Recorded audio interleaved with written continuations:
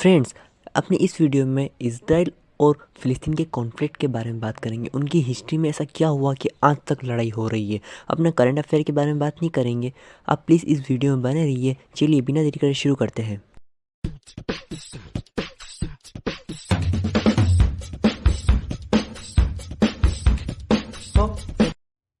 एक 35 एकड़ का प्लॉट, इसके लिए काफ़ी लड़ाई हुई है और हो भी रही है। मैं बात कर रहा हूँ जेरूसलम की, जिसको यहूदी हर हबायत कहते हैं और मुस्लिम हरम अल शरीफ कहते हैं। अब इस जगह के अलग अलग नाम क्यों है? क्योंकि दोनों रिलीजन की अलग अलग मान्यता है। सबसे पहले मैं आपको बता दूं कि क्रिश्चियन, मुस्लिम और ज्यूइश, इन तीनों को इब्राहिमिक रिलीजन कहते हैं, क्योंकि इन तीनों का ओरिजिन इब्राहिम से है।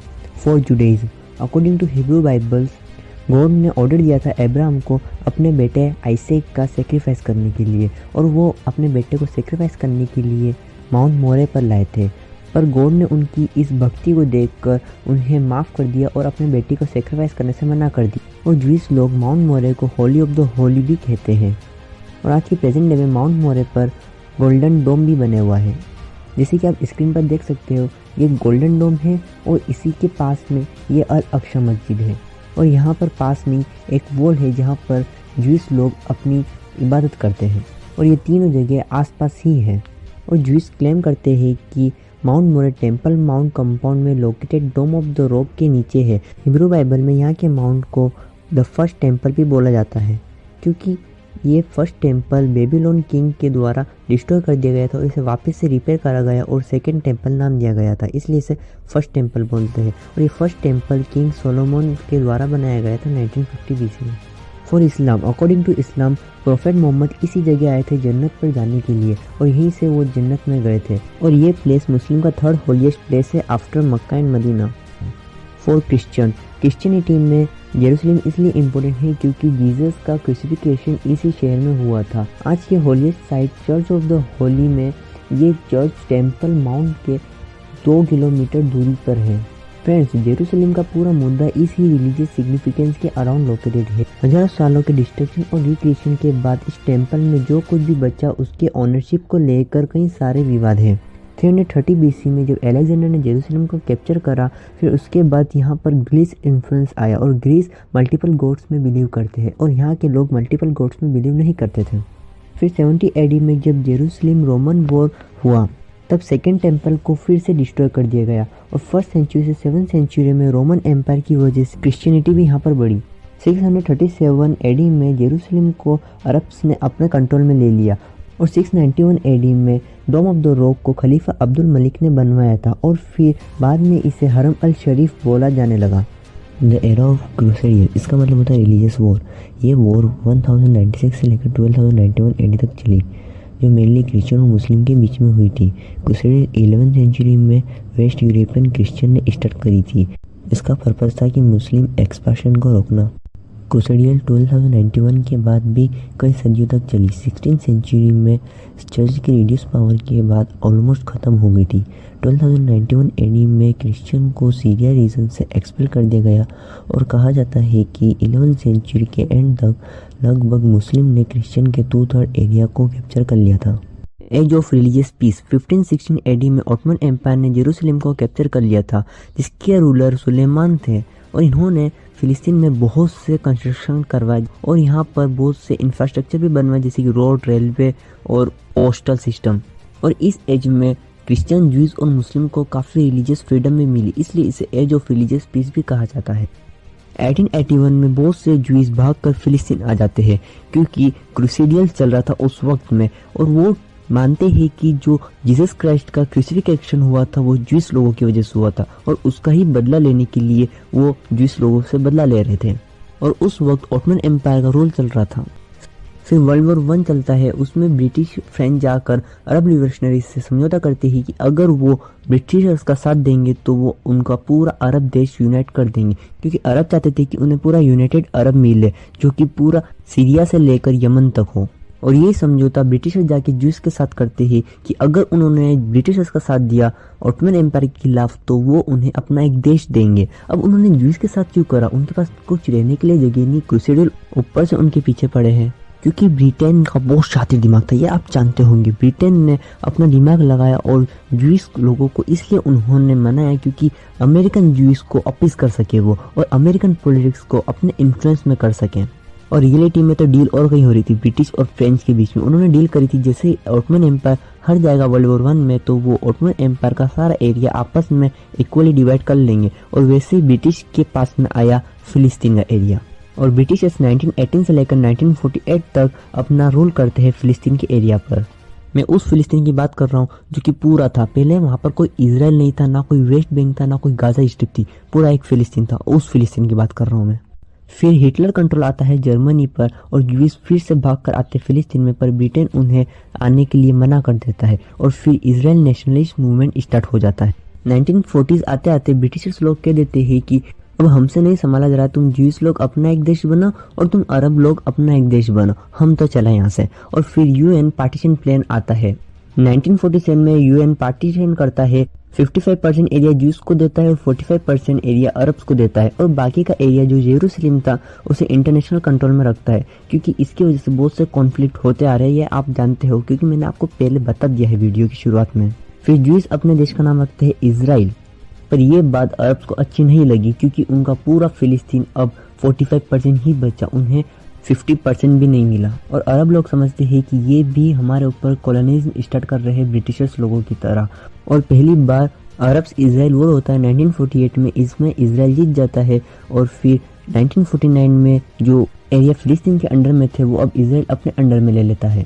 अब इसका मतलब है कि फिलिस्तीन लोगों के पास अब रहने के लिए कोई जगह नहीं है।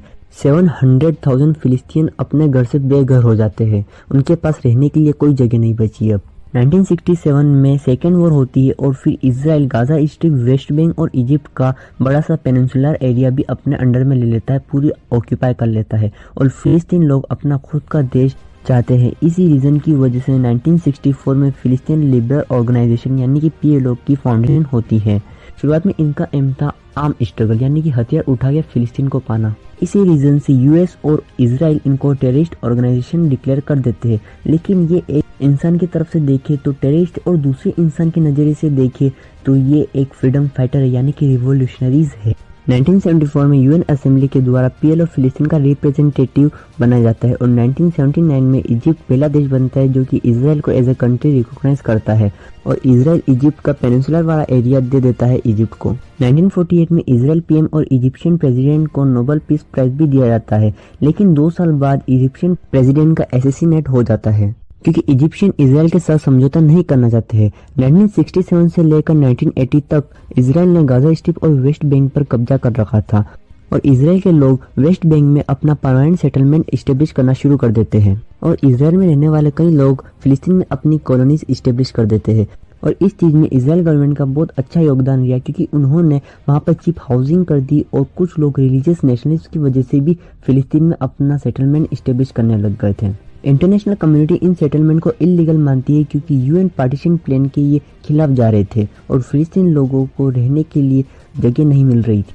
1992 में इजराइल को बहुत अच्छे PM मिलते हैं जिनका नाम था यत्सिक रोबिन। ये कहते हैं कि PLO टेररिस्ट ऑर्गेनाइजेशन नहीं है, वो सिर्फ अपना देश मांग रहे हैं, अपना हक मांग रहे हैं, हमें उनका देश दे देना चाहिए। और इजराइल PLO को ऑफिशियली रिकॉग्नाइज कर देता है और रिटर्न में PLO भी इजराइल को as a country officially recognise कर देता है। 1993 में बार ये दोनों साथ में मिलकर मीटिंग करते हैं और फिर डिसाइड करते हैं कि अपने देश को सही तरीके से कैसे डिवाइड करा जाए। और 1994 में पहली बार फिलिस्तीन सरकार इस्टेब्लिश करी जाती है जिसका नाम दिया जाता है फिलिस्तीन नेशनलिटी अथॉरिटी।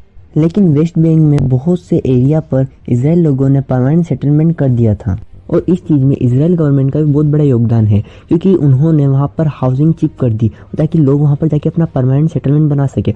और फिर वेस्ट बैंक को 3 पार्ट में डिवाइड करने का डिसीजन लिया जाता है, पहला A, दूसरा B और तीसरा C एरिया। एरिया वो होगा जहाँ पर फिलिस्तीन गवर्नमेंट अपना कंट्रोल करेगी, और B एरिया वो होगा जहाँ पर दोनों साथ में मिलकर कंट्रोल करेंगे, और C एरिया वो होगा जहाँ पर इजराइल गवर्नमेंट अपना कंट्रोल करेगी। अब फिलिस्तीन पहले से भी ज़्यादा छोटा हो गया। अब UN पार्टीशन प्लान तो दूर की बात है, रियलिटी में 1994 में फिलिस्तीन को कुछ गिने चुने टुकड़े ही मिले जहाँ पर वो अपने सेटलमेंट कर सके। लेकिन अच्छी बात ये थी कि इजराइल फिलिस्तीन बहुत करीब आ चुके थे और पीसफुल सॉल्यूशन नहीं निकल रहा था।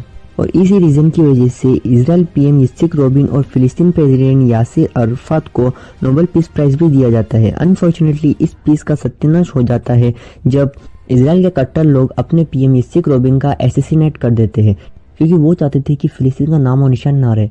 वो पूरा इजराइल चाहते थे और चाहते हैं भी। इस इंसिडेंट के 5-6 साल पहले एक हमास ग्रुप बनता है जिसके बारे में आप जानते होंगे। ये हमास लोग कहते हैं कि हमारा पहले पूरा फिलिस्तीन था, उसके यूएन ने पार्टीशन करा, फिर बाद में और पार्टीशन हो गया, हमें पूरा फिलिस्तीन चाहिए, हमें इजराइल चाहिए ही नहीं। और वो अपने गवर्नमेंट के खिलाफ हो जाते हैं। एक तरफ इजरायलीज लोग अपने गवर्नमेंट के खिलाफ हो जाते हैं और दूसरी तरफ हमास लोग अपने गवर्नमेंट के खिलाफ हो जाते हैं। और हमास ग्रुप ने 1996 में इलेक्शन बाइकआउट ही नहीं करे बल्कि उन्होंने सुसाइड बॉम्बिंग भी करी। इसकी वजह से दोनों साइड के एक्सट्रीम राइट विंग ग्रुप के डोमिनेंस बढ़ जाती है और लोग एक दूसरे से नफरत करने लग जाते हैं। 2002 में वॉयलेंस देखने को मिलता है। दोनों साइड से 100 से ज़्यादा इजरायलीज और फिलिस्तीन मारे जाते हैं और इजरायलीज लोग वेस्ट बैंक में जो उनका परमानेंट सेटलमेंट था उसके आसपास अब दीवारें भी बनाने लग जाते हैं और चेक पॉइंट भी बनाने लग जाते हैं और फिलिस्तीन लोगों का रहना और भी मुश्किल हो गया।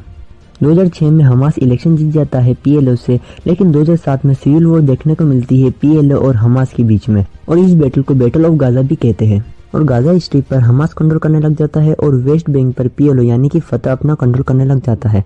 फतह वैसे कि नॉन वायलेंस को सपोर्ट करता है और फतह को सपोर्ट करने वाले अरब से और हमास को सपोर्ट करने वाला ईरान है। और यही रीज़न है दोस्तों वहाँ पर इतनी लड़ाई क्यों हो रही है। इजराइल के कट्टर लोग चाहते हैं कि वेस्ट बैंक और गाजा स्ट्रिप उन्हें पूरी की पूरी मिल जाए और फिलिस्तीन के लोग चाहते हैं कि हमें पूरा फिलिस्तीन मिल जाए। यहाँ पर दोनों में से एक भी कॉम्प्रोमाइज़ करने के लिए तैयार नहीं है और ये लड़ाई आज तक चल रही है, आप जानते हो ये बात। एट द एंड मैं आपको कहना चाहूँगा ये कोई वर्ल्ड कप नहीं चल रहा है, आप किस टीम के सपोर्ट हो किस टीम के सपोर्ट में नहीं हो। ये वॉर हो रहा है, यहाँ पर हज़ारों लोगों की मौतें हो रही है। ये पूछना बंद कर दीजिए कि आप किस देश के सपोर्ट कर रहे हो, हमें ह्यूमैनिटी का सपोर्ट करना चाहिए। So thanks for watching guys, आपने पूरी वीडियो देख ली उसके लिए शुक्रिया। अब अपने मिलते हैं नए वीडियो में नए टॉपिक के साथ। जय हिंद।